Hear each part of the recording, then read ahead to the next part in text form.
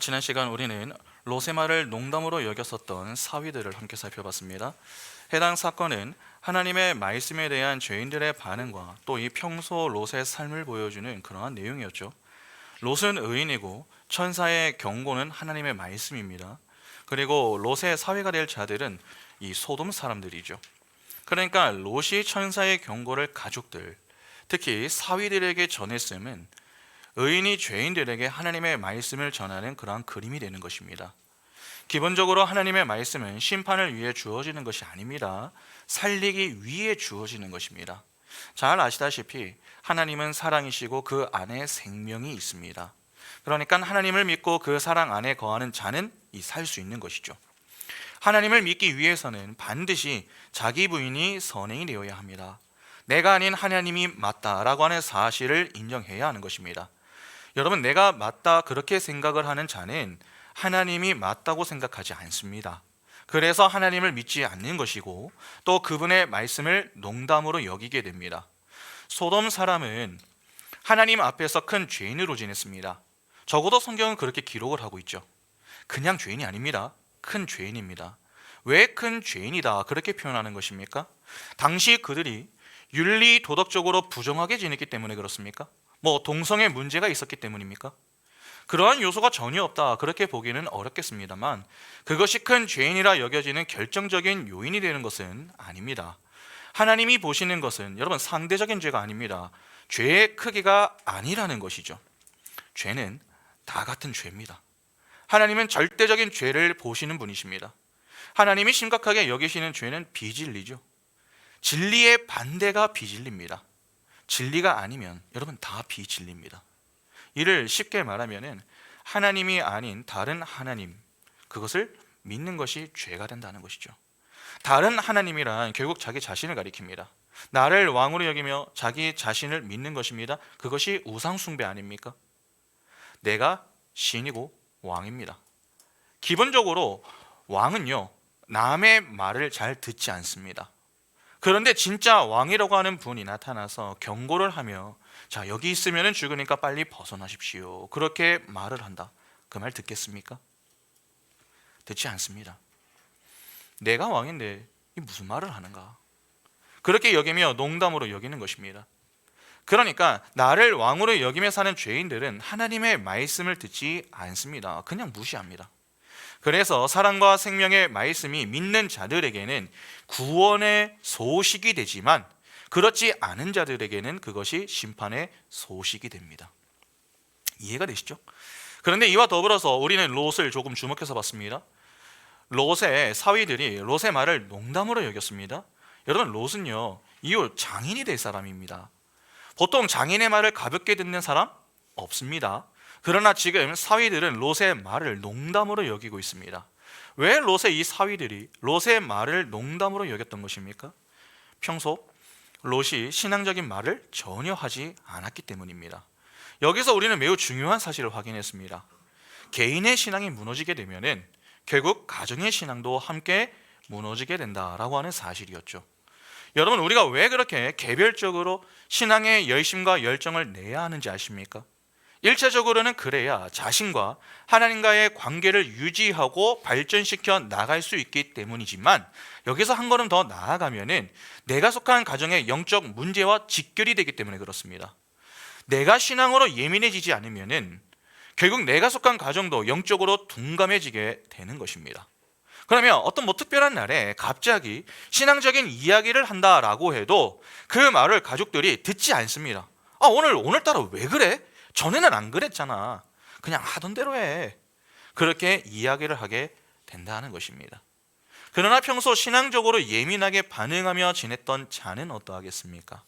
늘 신앙의 모습으로 살기 때문에 이 신앙적인 말을 해도 전혀 이상하게 생각하지 않습니다. 나중에는 그렇지, 그게 맞지, 그렇게 진지하게 됐습니다. 지금 롯의 사위들이 롯의 말을 농담으로 여겼으면 그만큼 롯이 평소 신앙과 무관하게 지냈다 하는 말이 됩니다. 다시 말해서 영적으로 매우 둔감한 상태로 있었다라고 하는 것을 보여주는 것입니다. 여러분, 신앙이라고 하는 것은 어느 날 갑자기 생기는 게 아닙니다. 어떤 사건과 계기로 그냥 생기는 것이 아니라는 것입니다. 그래서 성도는 평소에 신앙생활을 좀 바르게 할 필요가 있는 것이죠. 말씀을 배울 수 있는 시간이 주어졌고 또 건강이 허락이 되었을 때에 부지런히 손과 발을 움직여서 배워야 하는 것입니다. 그렇지 않고 자꾸 게으름을 피우면은 결국 우리도 롯과 같은 모습으로 지내게 되고 우리의 말, 즉 신앙적인 말의 권위를 상실하게 될 수도 있다라고 하는 것을 꼭 기억하셔야 합니다. 그러면 일단 우리가 분명하게 확인할 수 있는 사실은 무엇입니까? 지금 롯의 신앙은 매우 엉망이다라고 하는 사실입니다. 롯은 영적으로 예민한 상태가 아닙니다. 매우 둔감한 상태입니다. 영적으로 둔감하면 여러분 순종도 매우 더디지 않겠습니까? 그 모습이 오늘 본문에 그대로 나옵니다. 먼저 본문을 한번 보시기 바랍니다. 창세기 19장 15절부터 보시면은 동틀 때에 천사가 롯을 재촉하여 이르되 일어나 여기 있는 내 아내와 두 딸을 이끌어내라. 이 성의 죄악 중에 함께 멸망할까 하노라. 그러나 롯이 지체하매 그 사람들이 롯의 손과 그 아내의 손과 두 딸의 손을 잡아 인도하여 성 밖에 두니 여호와께서 그에게 자비를 더하심이었더라. 그 사람들이 그들을 밖으로 이끌어낸 후에 이르되 도망하여 생명을 보존하라. 돌아보거나 들에 머물지 말고 산으로 도망하여 멸망함을 면하라. 롯이 그들에게 이르되 내 주여 그리 마옵소서. 주의 종이 주께 은혜를 입었고 주께서 큰 인자를 내게 베푸사 내 생명을 구원하시오나 내가 도망하여 산에까지 갈 수 없나이다. 두렵건대 재앙을 만나 죽을까 하나이다. 보소서 저 성읍은 도망하기에 가깝고 작기도 하오니 나를 그곳으로 도망하게 하소서. 이는 작은 성읍이 아니니까 내 생명이 보존되리이다. 그가 그에게 이르되 내가 이 일에도 내 소원을 들었은즉 내가 말하는 그 성읍을 멸하지 아니하리니 그리로 속히 도망하라. 내가 거기 이르기까지는 내가 아무 일도 행할 수 없느라 하였더라. 그러므로 그 성읍 이름을 소알이라 불렀더라. 오늘 본문의 내용은 아주 간단합니다. 롯이 지체를 하자 천사들이 재촉을 하더라 하는 것입니다. 롯은 천사들에 의해서 경고를 들었고 그 경고를 자기 입으로 전하기까지 했습니다. 그러면 여러분 롯은 어떠해야 하는 것입니까? 설령 사위들이 자신의 말을 농담으로 여겨도 그 자신은 속히 성 밖으로 나와야 하는 것 아닙니까? 그런데 롯은 계속 지체하는 모습을 보입니다. 성경을 보면 그런 롯을 답답하게 여겼던 그 천사들이 강제로 롯과 나머지 가족들을 붙들고 나왔다고 합니다. 왜 롯이 이렇게까지 지체를 하는 것인가? 여러분 좀 그런 생각이 좀 들지 않으십니까? 여러분 롯이 왜 지체를 한 것입니까? 좀 결론부터 말씀을 드리면은 죄가 롯을 강하게 붙들고 있었기 때문에 그렇습니다. 종종 우리는 죄의 문제를 생각보다 좀 가볍게 여기는 그러한 경향이 있습니다. 그러나 사실 그렇지 않습니다. 여러분 성경은 죄의 무서움과 끈질김에 대해서 반복적으로 경고를 합니다. 왜 죄가 무섭습니까? 여러분 왜 죄가 무섭죠? 명절을 지내고 오시더니 왜 아무 말씀도 안 하실까요? 잘 보내셨을 텐데. 죄가 왜 무섭죠? 로마서 6장 23절에 죄의 삭은 사망이요 하나님의 은사는 그리스도 예수 우리 주 안에 있는 영생이니라. 죄의 삭이 무엇입니까? 사망입니다. 때문에 죄로 타락한 죄인은 반드시 죽게 됩니다. 그것이 죄인의 운명입니다. 인간이 왜 죄인이 되었습니까? 하나님의 도움 없이도 스스로 행복할 수 있음을 입증해 보이기 위해서입니다. 그러니까 인간의 힘으로 행복에 도달해 보겠다고 하나님의 품에서 나와버린 것이죠. 그래서 죄인이 되었습니다. 주로 자녀들이 부모의 품에 있을 때에는 부모가 자녀의 필요를 좀 다 채워주기 때문에 이에 대한 감사를 모르고 불평만 하면서 지내지 않습니까? 그러다가 이후에 독립을 하면서 그렇게 살다가 보면 무엇을 느낍니까? 부모가 자신의 부족함을 조용히 채워줌으로 전에는 몰랐었던 그 빈자리를 조금씩 느끼게 됩니다. 그래서 부모의 품을 떠난 자녀들이 이제는 스스로의 힘으로 그 자리를 좀 채워야 하다 보니까 종종 그때가 좋았다 그렇게 부모의 품을 그리워하지 않습니까?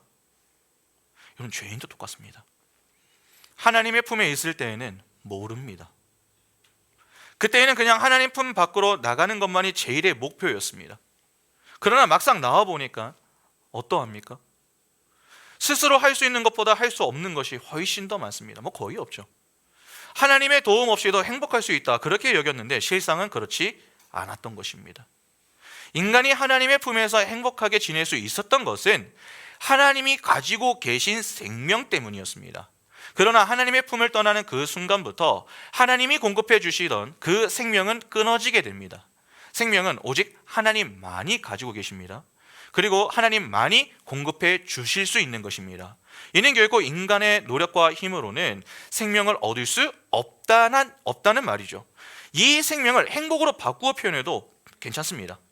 인간은 절대 스스로 행복에 도달할 수 없습니다. 행복에 이르지 못합니다. 그러면 인간은 늘 어떠한 상태라 하는 말입니까?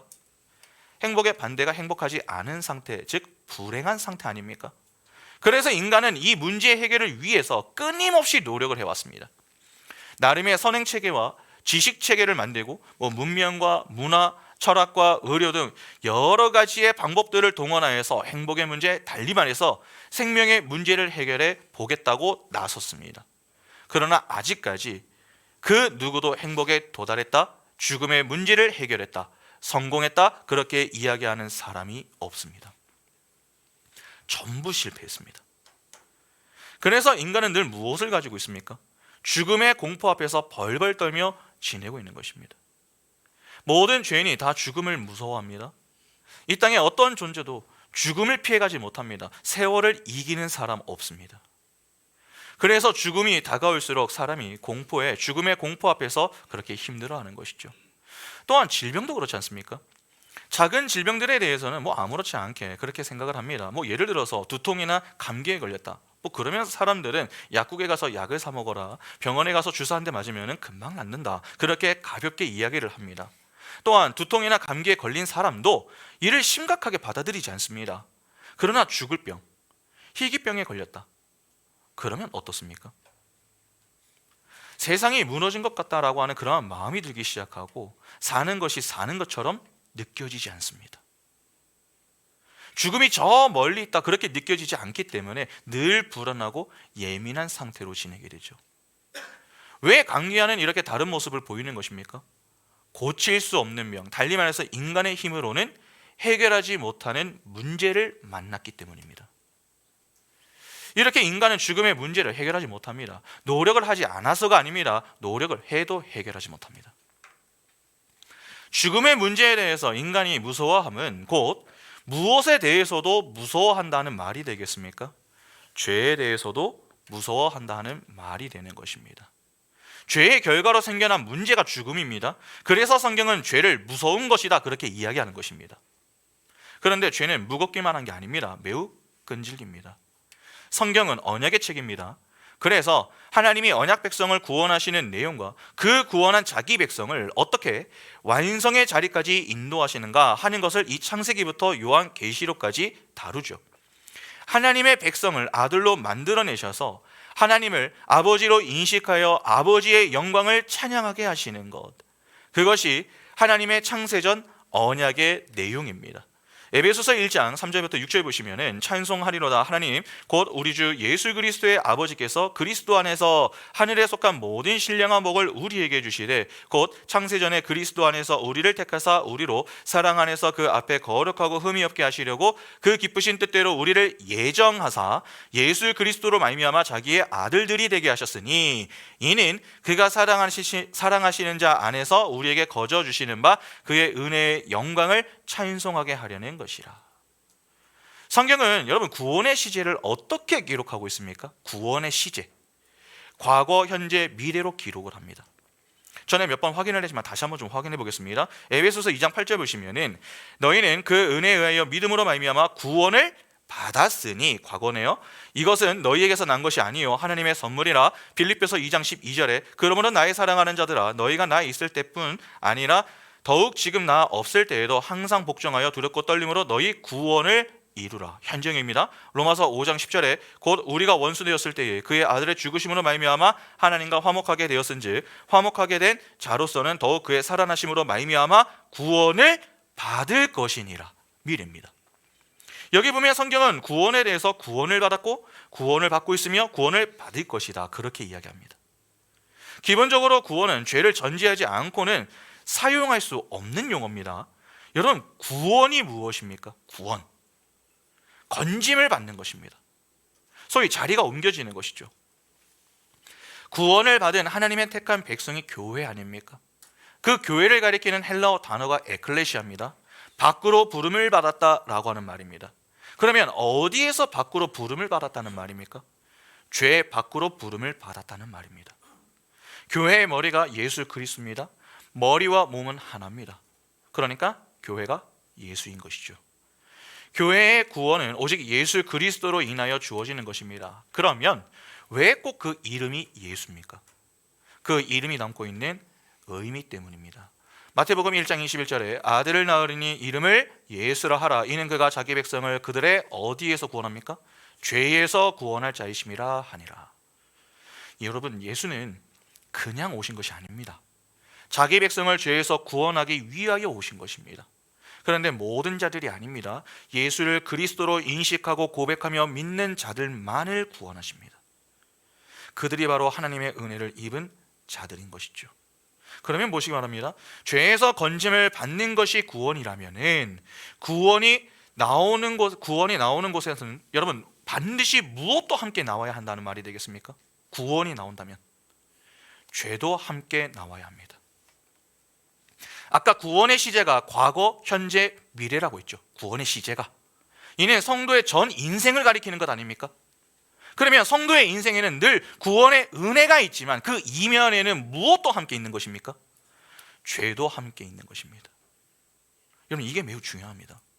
가끔 구원을 받으면 죄를 짓지 않는 것처럼 그렇게 이야기하시는 분들 있죠. 그래서 죄를 짓고 힘들어하는 이들, 반복적으로 실수하고 넘어짐을 경험하는 이들을 향해서 아직 신앙이 어리고 믿음이 약해서 그렇다, 그렇게 남을 향해서 좀 쉽게 평가하고 정죄하는 이들이 있습니다. 그러나 정말 예수를 믿는 그 순간부터 우리는 죄에서 멀어집니까? 죄를 안 지으며 살 수 있느냐는 것입니다. 그럴 수 없습니다. 여러분, 구원을 받기 전이나 후에나 우리는 똑같습니다. 여기에 앉아있는 우리가 산 증인 아닙니까? 이 자리에 우리는 모두 천사처럼 밝은 표정과 거룩하고 경건한 모습으로 앉아있지만 우리의 삶은 정말 거룩합니까? 그렇다고 당당하게 말하기가 좀 민망하지 않으십니까? 당장 집으로 돌아가는 차 안에서 말다툼을 하기도 하고 가정 안에서 언성 히어로가 되어 있습니다. 또한 세상 사람들과 좀 비교해 볼 때에 윤리적으로나 도덕적으로 그들보다 나아 보이는 것이 별로 없어 보입니다. 아니, 어떨 때는 그들보다 더 악하게 사는 것 같다, 그렇게 보이기도 하죠. 우리는 카톨릭의 성속 이원론이 잘못되었다, 그렇게 말은 하지만 우리의 삶 자체가 이중적입니다. 구원을 받았으나 여전히 죄를 짓는 것이 어색하지 않습니다. 어떨 때는 말씀을 읽고 기도하는 것보다 죄를 짓는 것이 더 편하게 느껴질 때가 있습니다. 금요기도에 그렇게 열심을 내자 그렇게 이야기를 해도 어떻습니까? 이번 주에 시간을 내서 가겠다 말만 하고 결국은 내가 하고 싶은 것을 우선순위에 그 위에 두고서 그것들을 하느라 말씀과 기도는 까맣게 잊고 지냅니다. 그리고 주일에 와서 제가 이렇습니다, 제가 저렇습니다 하소연하기 바쁜 것 아닙니까? 이것이 우리의 모습입니다. 그래서 정말 내가 구원받은 사람이 맞을까? 그렇게 때때로 신앙의 회의감이 들어서 가슴을 치며 눈물로 기도하게 되는 것 아닙니까? 우리는 가급적 죄를 짓지 않고 싶은데 무의식적으로 자꾸 죄를 짓고 있습니다. 구원받은 자가 죄를 짓는 것은 여러분 이상한 것이 아닙니다. 구원을 받았다고 죄를 짓지 않는 게 아닙니다. 구원을 받았어도 죄를 지을 수 있습니다. 다만 죄를 즐기지 않는 쪽으로 향할 뿐입니다. 성경은 죄를 짓지 말라에 초점을 두고 있는 게 아닙니다. 오히려 반대로 죄를 지을 수밖에 없는 불가능한 존재가 바로 우리 자신임을 자각하고 겸손히 하나님의 은혜를 구하라, 여기에 초점을 두고 있습니다. 우리는 죄를 짓지 않고 싶다고 합니다. 참 좋은 모습이죠.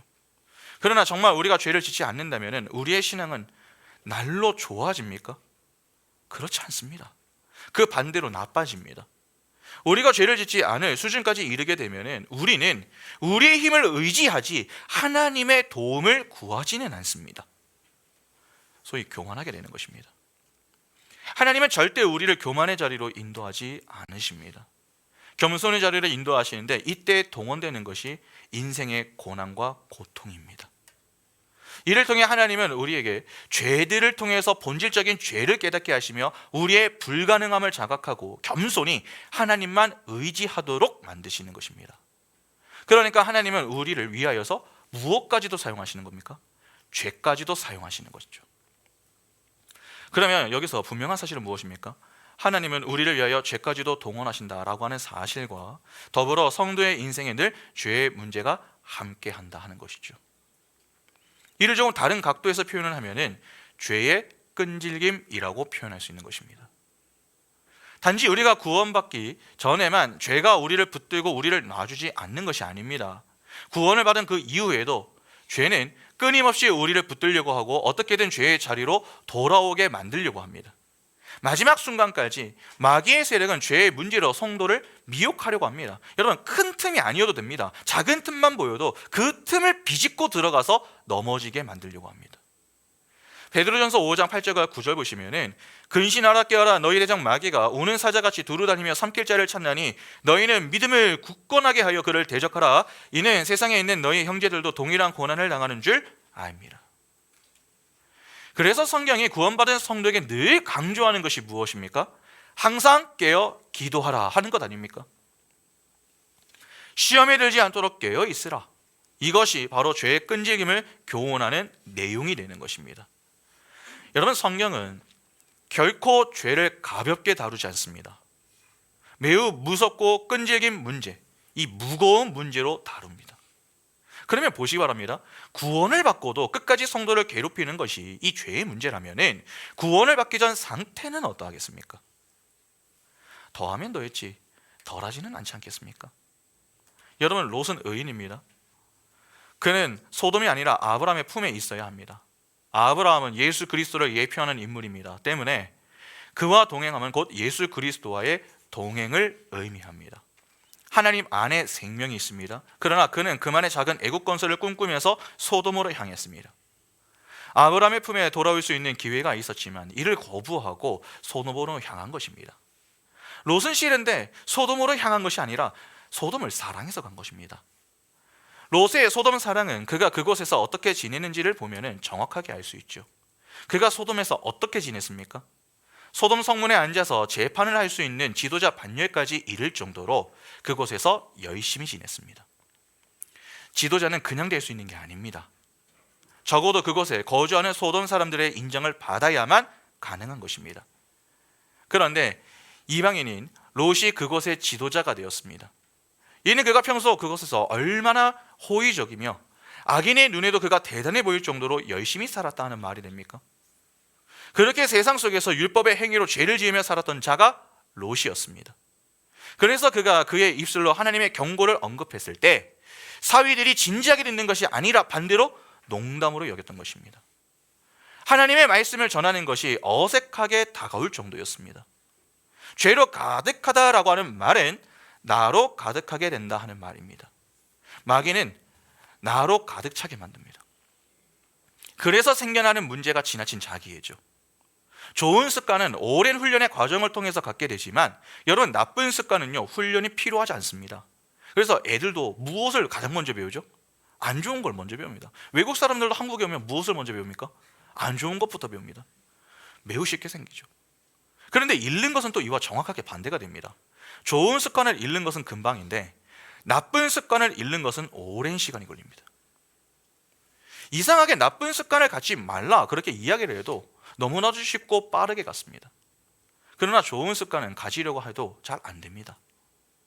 그래서 자기계발서 같은 그런 책들 좀 읽다가 보면은 좋은 습관을 하나 갖기 위해서는 최소 3주 이상이 걸린다 그렇게 이야기를 하는 것 아닙니까? 이건 왜 이러한 것입니까? 기본적으로 타락한 인간이 서 있는 자리가 죄의 자리이기 때문에 그렇습니다. 사단의 통치와 다스림이 있는 자리입니다. 죄가 인간을 끌고 가는 자리가 자기를 왕으로 여기는 자리 아닙니까? 자기 행복, 자기 만족, 자기 쾌락을 위한 자리입니다. 그래서 주로 사람들은 바른 말보다는 좋은 말을 듣고 싶어 합니다. 내가 듣기 좋은 이야기, 즉 내가 듣고 싶은 이야기를 듣는 그 자리에 있고 싶어 하는 것이죠. 이 때문에 나한테 좋은 이야기를 해주고 내 오감에 만족을 주는 그 대상에게 끌립니다. 오히려 내게는 쓰지만 바른 말을 해주는 사람 멀리합니다. 그래서 자녀들이 부모의 말보다는 친구들의 말을 더 잘 듣는 것이죠. 자녀들만 그렇습니까? 모든 인간이 다 똑같습니다. 내가 듣고 싶은 말을 해주는 사람을 좋아하지 내가 들어야 할 말을 해주는 사람을 좋아하지는 않습니다. 그러니까 내게 바른 말을 해주는 것보다 좋은 말을 해주기를 기대하는 것입니다.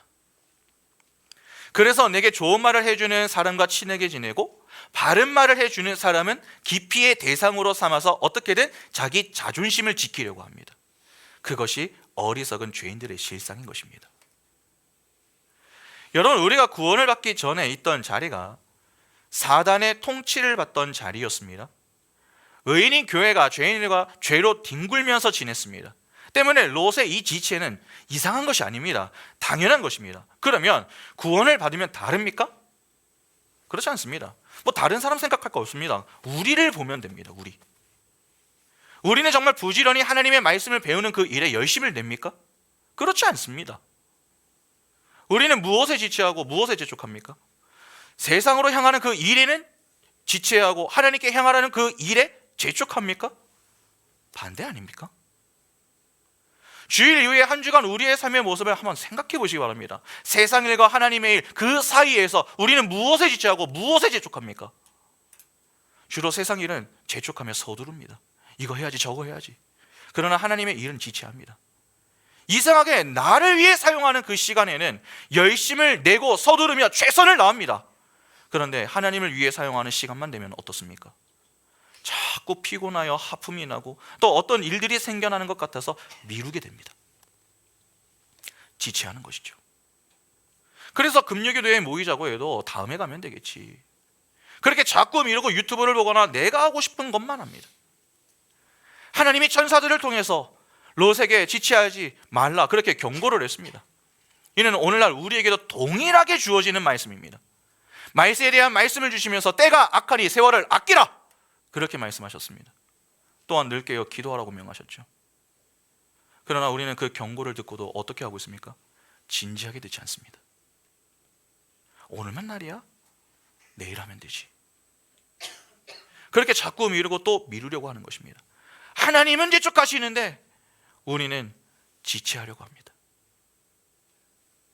구원을 받았으나 여전히 우리의 육에 붙어 있는 죄들이 우리를 그렇게 지체하게 만든다면 구원을 받기 전 상태는 어떠하겠습니까? 하나님의 경고를 듣고서 지체하는 것은 너무나도 당연한 것입니다. 그러니까 지금 롯의 모습은 지극히 정상입니다. 그리고 생각해 보시기 바랍니다. 롯이 하나님의 경고를 듣고 즉각 움직인다. 그동안 하나님의 품에서 떠나 지냈던 이 롯이 갑자기 하나님의 말씀을 듣는다? 여러분, 이것도 좀 이상한 일 아닙니까? 또한 그렇게 볼 경우에 롯의 구원은 결국 하나님의 말씀을 즉각 듣고 순종한 결과, 다시 말해서 그의 행위로 인한 보상으로도 볼 수 있는 것 아닙니까? 그러나 성경은 성도의 구원을 어떻게 교훈합니까? 선물이라고 교훈합니다. 내가 한 것이 없습니다. 아니, 할 수 있는 게 없습니다. 성경은 하나님의 구원에 인간의 공로는 조금도 개입되지 않는다고 가르칩니다. 이는 인간의 불가능함을 강조하는 것 아닙니까? 구원은 오직 하나님의 은혜로만 얻게 되는 것입니다. 그래서 성경이 그렇게 인간의 행위를 부정하고 은혜만을 강조하고 교훈하는 것입니다. 그동안 공부했던 이 아브라함의 이야기를 한번 좀 생각해 보시기 바랍니다. 아브라함은 믿음의 조상입니다. 그 아브라함이 어떻게 믿음의 조상이 되었습니까? 아니, 너무 멀리 가지 말고 롯의 이야기 직전에 나온 기사를 가지고 한번 좀 생각해 보시기 바랍니다. 18장에서 아브라함이 무엇을 했습니까? 나그네를 대접하고 롯이 속한 소돔을 위하여서 중보 기도를 했습니다. 이는 모두 이웃 사랑에 해당합니다. 사랑이 된 그가 사랑의 실천자로 사는 모습인 것이죠. 어떻게 그가 사랑이 되었습니까? 그가 하나님의 말씀을 잘 들었기 때문입니까? 잘 듣고 그가 순종한 결과입니까? 겉으로만 보면 그렇습니다. 그러나 우리가 오해하지 말아야 할 게 있죠. 아브라함에게 믿음을 갖게 하고 그의 손과 발을 움직여 순종을 이끌어낸 것이 무엇입니까? 하나님의 믿음입니다. 아브라함이 대단한 게 아닙니다. 하나님이 대단한 것입니다. 사실 하나님이 아브라함을 포기하고 버리려고 했다면 이미 아브라함은 몇 번이고 버림을 받을 수 있었습니다. 아니, 죽었을 가능성이 매우 높았겠죠. 그러나 그가 그렇게 많은 위기를 넘길 수 있었던 것은 무엇 때문입니까? 하나님 때문이었습니다. 아브라함이 하나님을 붙들었던 것이 아니라 하나님이 끝까지 자기 자존심을 굽히지 않는 그 아브라함을 붙드셨던 것입니다. 그러니까 하나님의 열심과 열정이 아브라함을 믿음의 조상으로 만들어낸 것입니다. 믿음 없는 그를 믿음 있게 만드신 것도, 순종하지 않던 그를 순종의 행진을 이어나가도록 만든 것도 모두 하나님의 작품입니다. 하나님이 다 하신 겁니다. 그러면 아브라함이 나그네를 대접하고 롯을 위하여 중보할 수 있었던 이유는 무엇 때문입니까? 하나님의 은혜 때문입니다. 그래서 아브라함이 믿음의 조상이 된 그 일에 대해서 하나님의 은혜 때문이다, 그렇게 이야기를 하는 것입니다. 구원을 받은 이유, 아브라함의 인생이 그러하다면 롯의 구원 역시 어떠하겠습니까? 똑같은 것입니다. 롯이 하나님의 말씀을 들었습니다. 분명 경고입니다. 그래서 나가야 합니다. 그러나 자기 뜻대로 가족들이 움직이질 않습니다. 사위들은 농담으로 여기고, 또 그동안 자신이 지냈던 곳을 갑자기 나가야 한다, 그렇게 생각을 하니까 이를 어떻게 처신해야 할지 모르겠습니다. 내가 여기를 떠나면 어디로 가야 하는가? 여기서 떠나면 잘 살 수 있을까? 내 인생은 이제 어떻게 되는 것인가? 여러 가지의 고민과 갈등이 될 수 있는 것입니다. 그런 복잡한 생각들이 그의 발목을 붙잡고 있는 것입니다. 그것이 지체하는 모습으로 나타났던 것이죠. 하나님의 말씀이니까 곧바로 순종하겠다. 여러분, 그것은 인간이 아닙니다. 로봇입니다. 인간이기 때문에, 그리고 상황이 바뀌는 것이기 때문에 고민하고 갈등하는 것입니다. 이는 당연한 것입니다. 그러나 그 모습을 통해서 인간의 유연함과 연약함이 드러나는 것이기도 하죠. 인간의 불가능함이 여기서 폭로되는 것입니다. 이를 달리 표현하면, 그래서 우리에게는 하나님의 은혜가 필요하다라고 하는 사실을 다시 한번 확인할 수 있는 것입니다. 우리는 지체할 수밖에 없는 자들입니다. 그런데 하나님이 그런 우리를 가만히 내버려 두지 않으시고 재촉하시며 강제로 데리고 나오시는 것입니다. 그래서 롯도 어떻게 나오게 됩니까? 천사들이 직접 그들의 손을 붙잡고 나왔습니다. 롯의 의사와 상관없이 강제로 데리고 나온 것입니다. 여기서 칼빈이 주장했었던 이 5대 교리가 거의 다 들어가 있습니다. 여러분, 칼빈의 5대 교리가 무엇이었습니까? 기억나십니까? 전적인 타락, 무조건적 선택, 제한 속죄, 불가항력적인 은혜, 성도의 견인입니다. 이를 영어의 첫 글자를 따가지고 튤립이라고 부르지 않습니까? 지금 여기에 칼빈이 주장했었던 5교리 가운데 4가지가 나옵니다. 모든 자들이 죄로 인해서 영적으로 완전히 죽었습니다. 그래서 스스로 구원에 이를 수 없을 만큼 부패한 상태입니다. 펠라기우스나 알미니안주의에서 주장하는 부분적 타락이 아닙니다. 만일 부분적 타락이라면 롯이 하나님의 말씀을 듣고 스스로의 의지와 결단으로 그 소돔에서 나왔어야 합니다. 그러나 성경은 롯이 지체하기에 천사들이 재촉하며 그들을 붙들고 나왔다라고 했습니다. 전적인 타락을 보여주는 것입니다. 소돔은 하나님의 심판을 받습니다. 본래라면 그 소돔에 살았던 롯도 하나님의 심판을 함께 받아야 합니다. 그러나 그곳에서 롯만 살아나옵니다. 왜 그만 살아나옵니까? 하나님의 은혜 때문입니다. 창세전 언약에 따라 롯을 구원하기로 작정하셨기 때문입니다. 16절을 보면 롯이 지체를 했음에도 불구하고 하나님은 그에게 자비를 더하셨다라고 합니다. 하나님의 자비가 더해진 것입니다. 다른 자들에게 동일하게 그 자비가 더해졌던 것이 아닙니다. 오직 롯에게만 주어진 것입니다. 이것이 모든 자가 아닌 하나님의 택한 자들에게만 구원의 은혜가 임한다는 무조건적 선택 아닙니까? 그런데 그 무조건적 선택을 받은 자들만이 죄 사함을 받습니다. 그래서 제한된 속죄입니다. 그리고 하나님이 구원하기로 선택한 자들에게 베푸시는 은혜는 인간 스스로 거부할 수가 없습니다. 롯이 지체한다고 하나님의 은혜가 사라지는 것 아닙니다. 어떻게든 그를 재촉하여서 데리고 나오심으로 그의 구원을 이루어 내시는 것이죠. 이것이 불가항력적인 은혜입니다. 이렇게 성경은 철저히 하나님의 은혜만을 오롯이 교훈합니다. 구원은 내가 받고 싶다 그렇게 해서 받을 수 있는 것도 아니고 받기 싫다고 거부할 수 있는 것도 아닙니다. 내가 받고 싶다고 해도 하나님의 은혜가 없으면 받지 못하는 것이고, 내가 받기 싫다고 거부해도 하나님의 은혜가 붙들고 있으면 그 은혜가 반드시 우리를 생명과 영광의 자리로 인도해 내는 것입니다. 그런데 이를 거부하고 마치 우리가 구원을 택할 수 있는 것처럼 말을 한다면, 그리고 우리가 구원을 거부할 수 있다고 주장하는 것은 무슨 말입니까? 하나님의 은혜를 거부하고 우리도 할 수 있다라고 하는 마귀적인 발상인 것입니다. 그런 가짜 이야기에 속으면 안 됩니다. 내가 예수를 믿겠다. 아닙니다. 하나님이 예수를 믿게 만드는 것입니다. 지금 롯의 이 이야기가 바로 이 사실을 분명하게 보여주는 내용이 되는 것입니다. 그러면 성경은 왜 롯의 지체와 천사들의 재촉을 다루는 것입니까? 간단합니다. 죄의 무서움과 끈질김을 경고하고 더 나아가 하나님의 구원은 오직 하나님의 일방적인 은혜로 이루어짐을 교회에게 교훈하기 위해서입니다. 그러니까 우리는 롯의 이 모습을 보면서 우리가 어떤 자리에서 건짐을 받게 되었고 어떠한 은혜로 건짐을 받았으며 어떠한 사랑으로 하나님이 목적하신 자리로 향하게 되는가 하는 것을 다 확인할 수 있는 것입니다. 하나님은 사랑이십니다. 사랑이신 분이 자기 백성을 어떻게 하시겠습니까? 사랑하십니다. 그런데 그 사랑이 어떤 사랑입니까? 유일한 독생자 예수 그리스도를 아낌없이 내어주시며 택한 자기 백성, 즉 창세전 언약에 따라 구원하기로 작정한 자기 백성을 살려내시는 그러한 사랑입니다. 자기 생명을 내어주시며 살리시는 사랑입니다. 그런 그분의 사랑은 그 누구도 막을 수가 없습니다. 또한 그 사랑은 실패나 포기가 없습니다. 잘 보시기 바랍니다.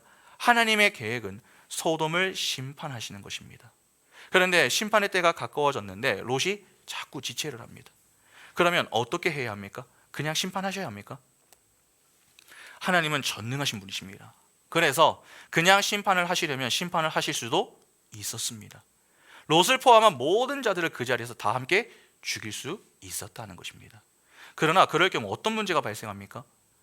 하나님이 하신 약속은 거짓말이 되는 그러한 문제가 발생합니다. 하나님은 언약에 신실하신 분 아닙니까? 내가 너의 하나님이 되고 너는 내 백성이 되리라. 하나님이 구원하기로 작정한 자기 백성, 다시 말해서 언약 백성을 구원하시겠다, 그렇게 약속을 하셨습니다. 그런데 조금 늦게 나온다고 그냥 다 함께 멸하신다면은 하나님은 거짓말을 하시는 것 아닙니까? 하나님의 말씀에 조금 더디게 움직였다고 해서 죽이실 수 있는 겁니까? 그렇지 않습니다. 만일 그러한 논리라면 아브라함은 도대체 어떻게 설명을 해야 합니까? 하나님이 아브라함을 왜 죽이지 않으셨습니까? 죽이지 못해서가 아니라 죽이지 않으신 것입니다. 하나님은 하나님의 속도에 따라오지 못하는 그러한 모습이었습니다. 실망스러운 모습들로 가득합니다. 그러나 하나님은 오래 참으심으로 그를 기다려 주셨습니다. 99세 때까지 기다려 주시며 그때에 그를 찾아가 나는 전능한 하나님이라, 너는 내 앞에 행하여 완전하라, 그렇게 말씀하셨습니다. 아브라함도 의인이고 롯도 의인입니다. 그러면 롯에게도 동일한 은혜가 임해야 하는 것 아닙니까?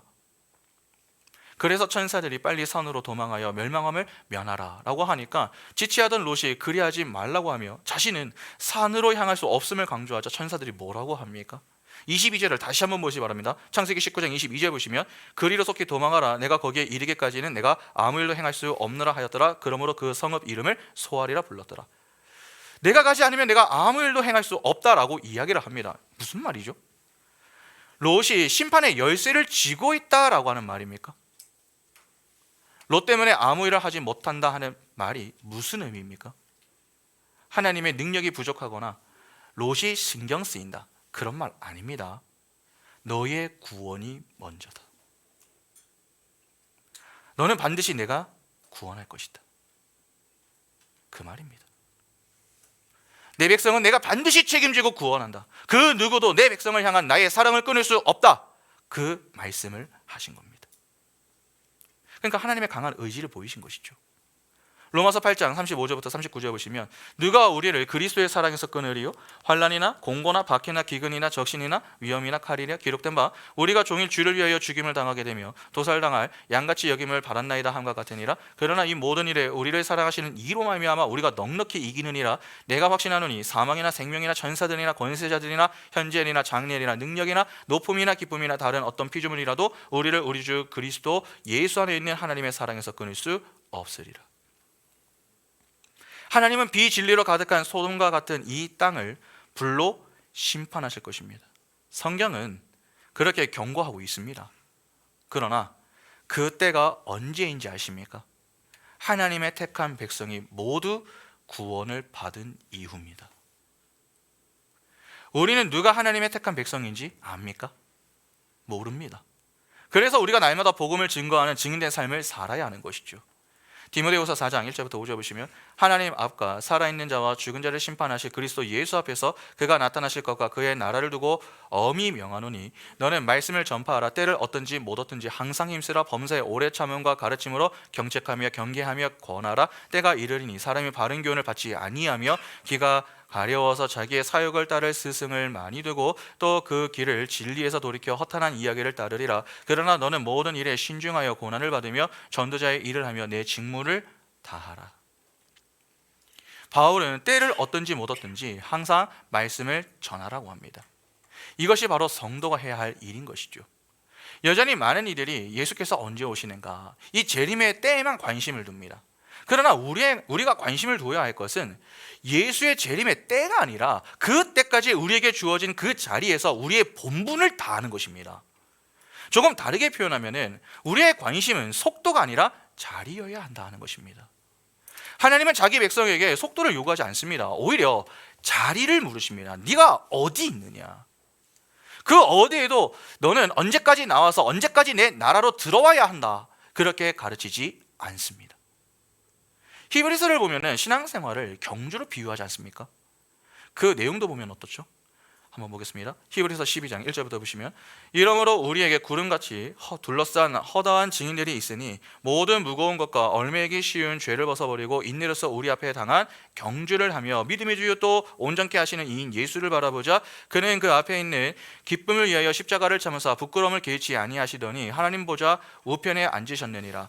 너희가 피곤하여 낙심하지 않기 위하여 죄인들이 이같이 자기에게 거역한 일을 참으신 이를 생각하라. 너희가 죄와 싸우되 아직 피 흘리기까지는 대항하지 아니하고 또 아들들에게 권하는 것 같이 너희에게 권하신 권면하신 말씀도 잊었도다. 일러스되 내 아들아 주의 징계하심을 경히 여기지 말며 그에게 꾸지람을 받을 때에도 낙심하지 말라. 주께서 그 살아가시는 자를 징계하시고 그가 받아들이시는 아들마다 채찍질하심이라 하였으니 너희가 참음은 징계를 받기 위함이라. 하나님이 아들과 같이 너희를 대우하시나니 어찌 아버지가 징계하지 않는 아들이 있으리요? 징계는 다 받는 것이거늘 너희에게 없으면 사생자요 친아들이 아니니라. 또 우리 육신의 아버지가 우리를 징계하여도 공경하였거든. 하물며 모든 영의 아버지께 더욱 복종하며 살려 하지 않겠느냐. 그들은 잠시 자기의 뜻대로 우리를 징계하였거니와 오직 하나님은 우리의 유익을 위하여 그의 거룩하심에 참여하게 하시느니라. 무릇 징계가 당시에는 즐거워 보이지 않고 슬퍼 보이나 후에 그로 말미암아 연단받은 자들은 의와 평강의 열매를 맺느니라. 그러므로 피곤한 손과 연약한 무릎을 일으켜 세우고 너희 발을 위하여 곧은 길을 만들어 저는 다리로 하여금 어그러지지 않고 고침을 받게 하라. 모든 사람과 더불어 화평함과 거룩함을 따르라. 이것이 없이는 아무도 주를 보지 못하리라. 너희는 하나님의 은혜에 이르지 못하는 자가 없도록 하고 또 쓴뿌리가 나서 괴롭게 하여 많은 사람이 이로 말미암아 더럽게 되지 않게 하며 음행하는 자와 혹 한 그릇 음식을 위하여 장자의 명분을 판 에서와 같이 망령된 자가 없도록 살피라. 방금 읽은 내용을 잘 한번 보시기 바랍니다. 여기에 속도와 관련된 내용이 있습니까? 너는 열심히 달리기를 하여서 몇 등 안으로 들어와야 한다. 언제까지 들어와야 한다. 그러한 속도와 관련된 내용은 없습니다. 전부 방향 그리고 자리와 관련된 내용들입니다. 왜 이렇게 자리와 관련된 이야기를 하는 것입니까? 속도보다는 방향, 자리가 더 중요하기 때문입니다. 자리를 무시하고 속도만 내면 무슨 의미가 있습니까? 길을 모른 채 그냥 달리기만 하면 그 끝이 낭떠러지일 수도 있는 것 아닙니까? 속도보다 더 중요한 것은 여러분 자리입니다. 방향. 그래서 하나님은 빨리 오느냐 늦게 오느냐 그것보다 바르게 오고 있는가 하는 것을 더 중요하게 여기십니다. 내 백성이 나와 함께하는 그 자리에 있는가 이를 중요하게 여기신다는 겁니다. 우리는 자주 우리의 지체가 하나님의 뜻에 영향을 미치는 것이 아닌가 그렇게 오해를 할 때가 있습니다. 그러나 그렇지 않습니다. 아까 우리가 읽었었던 로마서의 내용을 한번 생각해 보시기 바랍니다. 어떤 피조물도 하나님의 사랑을 꺾지 못한다고 했습니다. 이는 하나님의 뜻을 꺾을 수 있는 존재는 아무도 없다는 말이죠. 그리고 생각해 보시기 바랍니다. 우리가 지체한다고 하나님의 뜻이 변할 수 있다면 하나님은 전지전능하신 분이 맞습니까? 하나님은 창조주시고 인간은 피조물입니다. 피조물이 창조주보다 그 위에 있을 수는 없는 것입니다. 그러니까 우리의 지체는 하나님의 뜻에 아무런 영향을 미칠 수 없습니다. 때문에 하나님이 롯이 나오지 않아 아무것도 할 수 없다고 하신 것은 그분의 능력 문제가 아니라 자기 백성을 반드시 책임지시고 구원하시는 하나님의 깊은 사랑과 은혜를 보여주는 내용이 되는 것입니다. 아무리 롯이 지체를 하고 불순종하는 모습을 보여도 그것은 하나님께 아무런 문제가 되지 않습니다.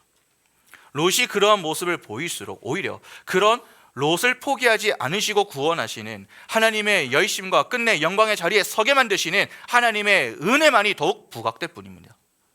롯의 지체를 통해서 우리가 보아야 할 것은 다른 게 아닙니다. 롯이 지체를 하더라, 그것이 아니라 오히려 그런 것을 포기하지 않으시고 끝까지 은혜로 붙드시는 하나님의 열심과 하나님의 은혜, 그리고 그 사랑을 우리가 받고 있다라고 하는 사실을 바라볼 수 있어야 합니다. 그 사실을 어디에서 보고 확인할 수 있습니까? 말씀의 자리입니다. 그래서 하나님이 우리를 말씀과 기도의 자리로 자꾸 인도를 하시는 것이죠. 귀찮습니다. 때로는 하기 싫을 때가 있습니다. 그러나 그럼에도 불구하고 하나님은 우리 손을 붙들고 강제로 말씀의 자리에 데리고 오십니다. 왜 그렇습니까? 그 자리에서 하나님의 은혜가 어떤 은혜인지, 우리를 붙들고 함께 하시며 인도하시는 그 열심과 열정이 어떠한 열심과 열정인지, 그리고 우리가 어떤 사랑을 입고 있으며 입을 것인지 보고 깨달아 엉뚱한 것을 붙들지 말고 하나님을 좀 붙들라는 것입니다. 그러면 우리가 마지막으로 고민해 볼 문제는 이것입니다. 하나님의 관심은 자리이지 속도가 아니라면은 우리는 무조건 자리만 신경 쓰면 되는가 하는 것입니다. 어차피 우리가 지체를 해도 하나님이 재촉하게 하시고 또 롯을 강제로 구원해 내신 것처럼 구원을 받은 우리의 걸음도 지체한다라고 해도 결국 하나님이 목적하신 그 자리에 두실 것이라면은 굳이 우리가 속도에 신경 쓸 필요가 있느냐 하는 것입니다. 어떠십니까? 하나님이 은혜로 우리를 붙들고 우리를 재촉하시고 하나님이 어떻게든 우리를 영광의 자리에 서게 하실 것이니까 우리는 그냥 지체해도 되는 것입니까? 자리만 그냥 살피면 됩니까? 우리가 오늘 본문을 보면서 오해하지 말아야 할 게 있습니다. 주로 많은 이들이 하나님의 은혜를 강조하면은 자꾸 인간은 아무것도 하지 않아도 되는 것 아니냐라고 하는 식으로 접근을 하여 이해를 하려고 합니다. 우리가 자주 듣는 말 중에 하나가 하나님이 다 하신다, 그거 아닙니까? 하나님이 다 하신다. 하나님이 다 하시니까 우리는 아무것도 안 해도 됩니까? 이런 거 언제 제일 잘 써먹죠? 학생이 시험 치기 직전 아닙니까? 하나님이 다 하시니까. 그럼 빵점 나옵니다. 공부를 해야죠.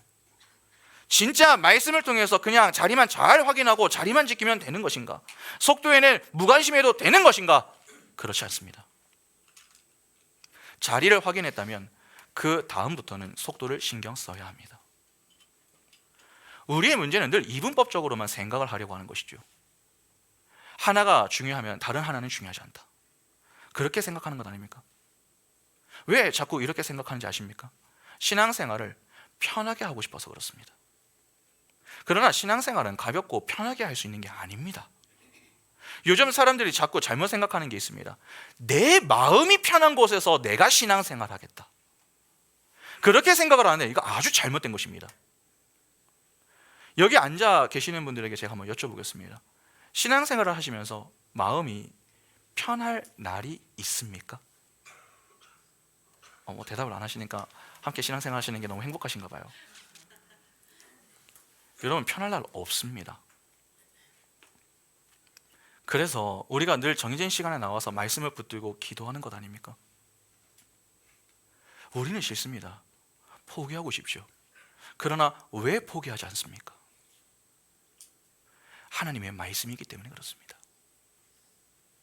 하나님이 명하신 것이기 때문에, 그 명령에 믿음으로 순종하기 때문에 내 힘이 아닌 하나님의 은혜로 감당하면서 순종의 행진을 이어나가고 있는 것 아닙니까? 그러니까 내 마음은 불편해도 하나님이 명하시면 한다, 그게 신앙생활입니다. 그런데 내 마음이 편한 것이 중요하다? 그러면 이는 어떻게 신앙생활을 하겠다는 말입니까? 신앙생활을 하는 이유가 자기 자신을 위한 것이다 하는 말밖에 더 됩니까? 여러분, 꼭 기억하시기 바랍니다. 신앙생활의 기준은 내가 아니라 하나님입니다. 그래서 신앙생활은 불편한 것이 맞습니다. 내가 내 마음대로 살던 그 자리에서 하나님의 마음대로 사는 자리로 옮겨서 하나님께 다 맞추어야 하는데 왜 불편하지 않습니까? 하나부터 열까지 다 불편한 것밖에 없습니다. 그러니까 불편한 게 맞는 것이죠. 그러나 그 불편함 속에 나를 든든히 붙들고 은혜로 함께 하시는 하나님, 합력하여 선을 이루시는 하나님이 내 아버지라는 사실과 그분이 끝내 나를 영광의 자리에 서게 하신다는 그 사랑 때문에 그 힘듦 속에서도, 괴로움 속에서도, 짜증 속에서도 감사와 찬양이 가득할 수 있는 것입니다. 그래서 우리가 신앙생활을 할 때에 반드시 고려해야 할 것은 내 마음이 편한가 하는 것이 아니라 하나님의 말씀이 바르게 선포되고 있는가, 내가 그 선포되는 말씀에 합당하게 반응하여서 내 고집대로 말씀에 순종하는 것이 아니라 하나님의 말씀대로 순종하는가 하는 것을 보아야 하는 것입니다. 정말 바른 신앙을 가지고 있는 사람이 맞다면 그 사람은요 점점 변합니다. 처음에는 모든 것이 불편하고 불평할 것밖에 없었습니다. 하나님한테 하나둘 맞춰 나가는 것이 너무나도 싫었고 다 힘들었습니다. 그러나 점점 말씀의 은혜에 붙들리면서 내가 하나님께 맞추는 것이 아니라 하나님이 내게 맞춰주신다라고 하는 것을 깨닫습니다. 내가 하나님을 배려하는 것이 아니라 하나님이 나를 배려해 주셨구나. 그것을 알게 되면서 점점 하나님의 사랑과 은혜에 감격과 감사가 늘게 되는 것이고, 전에는 상황이 중요했지만 이제는 그 상황 가운데에서 내가 하나님과 함께하는 것이 감사의 제목으로 바뀌게 되는 것입니다. 얼마나 힘이 되는가, 그것은 그렇게 중요하지 않습니다. 내가 그 힘듦 속에서도 하나님과 함께할 수 있다라고 하는 사실에 감사합니다. 그렇게 인생의 고난과 고통을 지나면서도 찬양을 부르며 사는 이들이 성도인 것이고, 그런 성도가 이 땅에서부터 맛보게 되는 것이 바로 하나님의 나라인 것입니다. 그래서 찬송가 438장 내 영혼이 은총 입어 와 같은 그러한 찬양이 있는 것 아니겠습니까? 여러분 3절 가사가 어떻습니까? 제가 한번 읽어드리겠습니다. 높은 산이 거친 들이 초막이나 궁궐이나 내 주 예수 모신 곳이 그 어디나 하늘나라. 할렐루야 찬양하세 내 모든 죄 사함받고 주 예수와 동행하니 그 어디나 하늘나라. 여러분 성도에게 중요한 것은 상황이 아닙니다. 그 상황 속에 함께 하시는 하나님이십니다. 그 하나님과 함께하는 자는 하나님의 나라에 속한 자입니다. 그들이 바로 우리입니다. 그러면 말씀을 통해서 우리의 자리가 바로 하나님과 함께하는 자리임을 확인을 했다면 그 다음은 무엇을 이제 신경을 써야 하는 것입니까? 속도를 신경 써야 하는 것입니다. 분명 우리는 자리를 신경 써야 합니다. 그러나 자리만 신경 쓰는 것은 아닙니다. 말씀을 통해 자꾸 자리를 제가 강조했던 것은 자리를 확인하지 않은 상태로 내는 속도는 아무 의미가 없기 때문이었습니다. 그래서 자리를 먼저 확인해야 한다 하는 차원에서 자리를 그토록 강조해 드렸던 것이죠. 그러나 자리를 분명하게 확인을 했다면 그 다음에는 속도를 신경 써야 합니다. 우리가 향하게 되는 곳이 어디죠? 하나님의 나라입니다. 하나님이 세상에서 나와 성도인 우리 의인에게 향하라고 하신 곳이 바로 하나님 나라 천국 아닙니까? 그러면 그 나라를 소망하는 자들인 우리는 어떻게 살아야 합니까? 여전히 지체하고 게으름을 피울 수 있겠습니까? 구원을 받고도 여전히 지체하고 게으름을 피우는 자들, 다시 말해서 영적으로 나태한 자들을 향해서 성경은 강하게 책망합니다. 구원을 받았다면, 그리고 말씀을 통해서 지속적으로 우리의 자리가 어떤 자리인지를 확인을 했다면 그 이후부터는 우리는 열심히 달려야 합니다.